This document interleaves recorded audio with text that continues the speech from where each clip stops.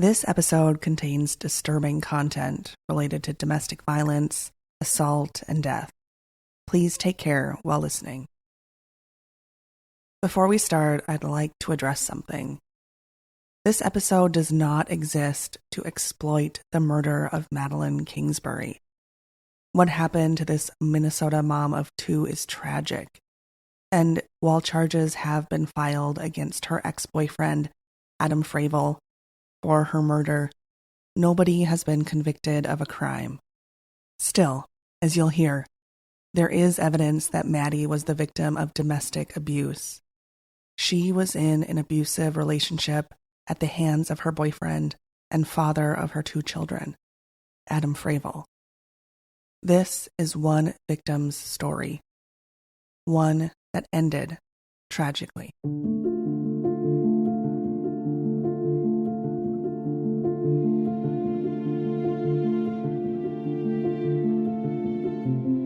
For the spring and summer months of 2023, the nation's eyes were on Winona, Minnesota, a town of 25,000 people in the southeastern area of the state. Maddie, a 27-year-old mom of two, had dropped her children off at daycare and never returned to pick them up. It was highly unusual for the dedicated working mom and set in motion the search for Maddie. Those closest to Maddie feared the worst. For years, family members and close friends feared she was in a dangerous domestic abuse situation. The fear was rooted in eyewitness accounts of abuse and the visible wounds that followed. On June 7, 2023, months after Maddie went missing, her body was found in a remote area in Mabel, Minnesota, her boyfriend's hometown. Inside a fitted sheet, enclosed with gorilla tape, investigators discovered her body with a knotted towel wrapped around her head and neck. An autopsy report later revealed she died by homicidal violence. Her boyfriend was arrested and charged on 2 counts of second-degree homicide.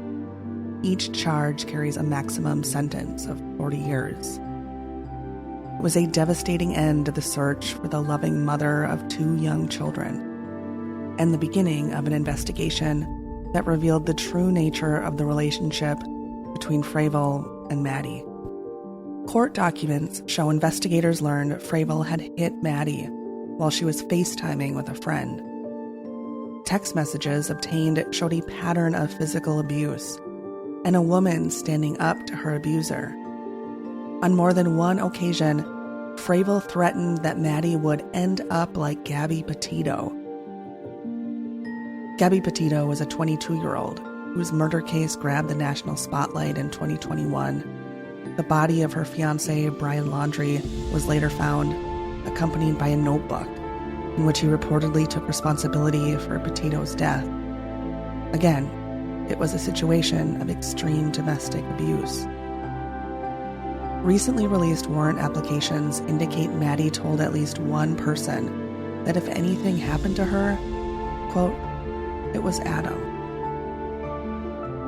Adam Fravel's pretrial court appearance is slated for September 22nd. In this episode, we will go over a detailed timeline of events in the search for and tragic death of Madeline Kingsbury, also known as Maddie. The details of this timeline come from previous forum communications reporting, court documents filed by prosecutors, search warrant applications, and statements made by investigators. You're listening to The Vault. I'm your host, Trisha Taurinskas. On March 31st, Maddie's close friend knocked on her door. Throughout the day, that friend became concerned that something was off. Maddie hadn't responded to her texts and phone calls. When she arrived at Maddie's house, she noticed her minivan was parked in the driveway. She knocked on the door, but nobody answered. And that was troubling. Court documents reveal her friend believed Fravel had been physically abusive with Maddie in the past. So, on that evening, her friend called the Winona Police Department and reported her concerns. Police conducted a welfare check, but they found nobody was home. It turned out that her family hadn't heard from her either, and they were concerned. And here's something that really stuck out to investigators and for so many watching this story unfold. On that day, the day she was reported missing, she hadn't picked up her children from daycare. Instead, Fravel arrived at around 4:30 p.m. to pick up the children. Typically, Maddie was the one who got them at the end of the day. Winona police called Fravel to ask about his girlfriend's whereabouts. He told them he hadn't heard from her. She normally worked remotely, but he assumed she had traveled to work in Rochester for the day. He told investigators that Maddie was the key breadwinner in the family. He had plenty of insight into her regular patterns of behavior because he was home a lot. Fravel said he took their 2 children to his parents' home in Mabel, Minnesota on that day, March 31st. There was more to his story, though, and this is where things get complicated. Fravel told investigators that he and Maddie were in the process of separating. Because of that, he used her van that day to haul some belongings back to his parents' house in Mabel, Minnesota. But he said he realized at some point during the drive that the items he packed would be better suited for a storage unit in Winona, so he turned around. For reference, Mabel, Minnesota is roughly an hour drive from Winona, Minnesota. After arriving at his Winona home at around 11:30 a.m., he said he realized Maddie wasn't home. He told investigators he assumed she carpooled to work in Rochester. Fravel allowed law enforcement to search his vehicle. Inside, officers discovered a pair of shoes that Fravel had been seen wearing on a Ring camera when he picked up his kids on March 31st from daycare. At the time, investigators did not collect the shoes for evidence. That's according to the search warrant application. Law enforcement indicated in the application they observed scratches on Fravel's forehead, upper lip, and neck. In a series of text messages with a close friend of Maddie's, Fravel showed frustration that law enforcement became involved in the disappearance so quickly. Here's what he wrote in one text message, according to the search warrant applications. It hasn't even been 24 hours, and I saw her this morning. Fravel did send Maddie at least 3 text messages throughout the day on March 31st, ending at around 1:30 p.m. Stated in the last text, I'm back and my car is still here. You get a ride or something? During conversations with Fravel in the days following Maddie's disappearance, investigators confronted him with allegations of domestic abuse. Investigators received information that Fravel threatened Maddie, claiming she would end up like Gabby Petito if she didn't listen up. Court documents show that Fravel did admit to investigators that he made that threat, but he claimed it was a joke. As we mentioned earlier, a close friend told investigators that she witnessed Fravel hit Maddie while on a FaceTime call with her. And then there were the text messages. Court documents detail text messages exchanged between Maddie and Fravel, including one in which Maddie told Fravel to stop abusing her in front of their 2 children. Here is what she wrote in one text message. You know, I'm not really okay with or over the fact that you put your hand around my neck and pushed me down in front of the kids earlier, so don't. Fravel responded by texting, "You'll adjust." The text messages didn't stop there. In one instance, Maddie told Fravel again to stop. He responded with, "Then mind." The text messages, obsession with Petito, and witness of physical abuse were also followed up by those close to Maddie with more allegations of abusive behavior. At least one person close to her claimed she had seen marks on her neck, presumably inflicted by Fravel. That's according to court documents. Let's shift now to the movements of Fravel on that day.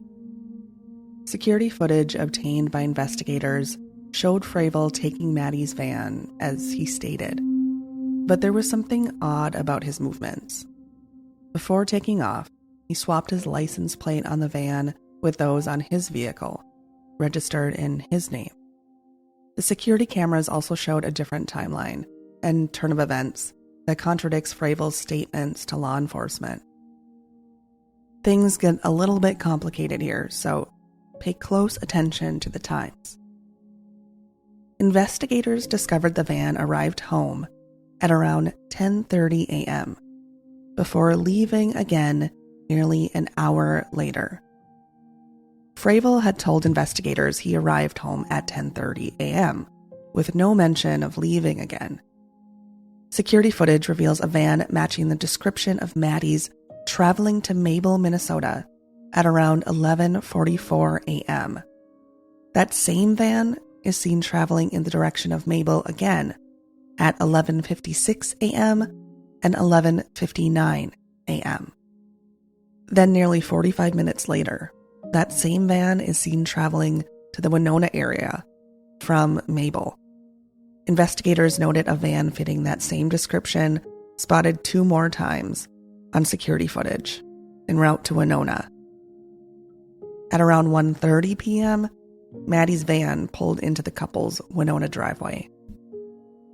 Here's a quote from court documents submitted by prosecutors.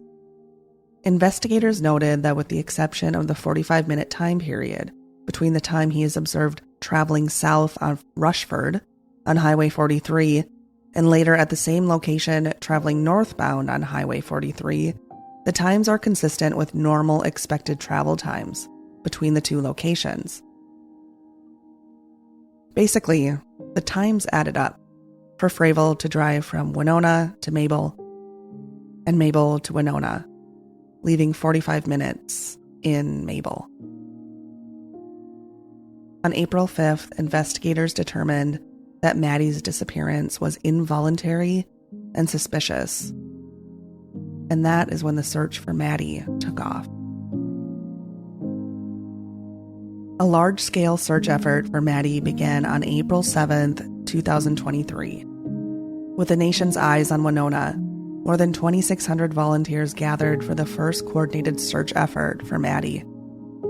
Volunteers combed the areas around Winona and Mabel for 2 days before law enforcement called off any future organized searches. Investigators did, though, ask local residents to comb their properties. As the days since Maddie's disappearance went by, many began to point their finger at Fravel as a potential suspect. Rumors began to swirl, and he wasn't seen at the search efforts. At that time, law enforcement had not charged him with a crime, nor had they named him as a suspect. Still, Fravel issued a public statement claiming his innocence. In the statement, Fravel said he had been in full cooperation with law enforcement and said he stayed away from public efforts to find Maddie on behalf of advice from investigators. Here's what he wrote in his statement. Law enforcement advised me on April 2nd that they would not recommend that I attend the press conferences or that I assist in the searches due to safety concerns. However, my non-attendance and silence has been inferred by many as a sign of apathy or worse. In the midst of the search effort, a custody battle was ensuing over the couple's 2 children, a 2-year-old and a 5-year-old. The custody arrangement with the children began on April 4th, 2023, when Winona County Health and Human Services, along with the Winona Police Department, put a 72-hour hold on the 2 children. At the time, the children were staying with Fravel's parents in Mabel. When law enforcement arrived to take the children, Fravel locked himself and the children in the bathroom and became uncooperative, threatening a lawsuit. Although Fravel was not a suspect at that time, District Judge Mary Leahy claimed reasonable grounds to believe the 2 children were not safe in the residence. The county eventually handed over temporary custody to Maddie's parents, with Fravel receiving supervised visits with his children. Fravel filed a petition in Winona County Court seeking full guardianship of his children. Days after a judge denied that petition, human remains identified as belonging to Maddie were discovered in Mabel. near Fravel's parents' property. Fravel was arrested and taken into custody on 2 counts of second-degree murder, each carrying a 40-year maximum sentence. Temporary custody of their children was granted to Maddie's parents. Maddie's body was found wrapped in a fitted sheet. A knotted towel was discovered wrapped around her neck, according to the medical examiner's report. Gorilla tape was used to wrap her body up in the sheet. While executing a search warrant, investigators found in the couple's home a top sheet matching the color and style of the fitted sheet found at the scene of Maddie's death. Investigators also cited gorilla tape matching the color found at the crime scene at the couple's residence. Fravel's bail was set at $1 million. More than 400 people attended a public memorial service for Maddie on June 25, 2023. Led by an evangelical Lutheran Church of America bishop, family members and friends spoke of the caring woman they admired. While intense sadness and grief was expressed at the memorial service, there were also elements of anger and frustration for a woman and mother taken too soon. Here's what Stephen Kingsbury, Maddie's brother, said in his speech. "It's important that we don't let those feelings overshadow what a gift she was to all who knew her."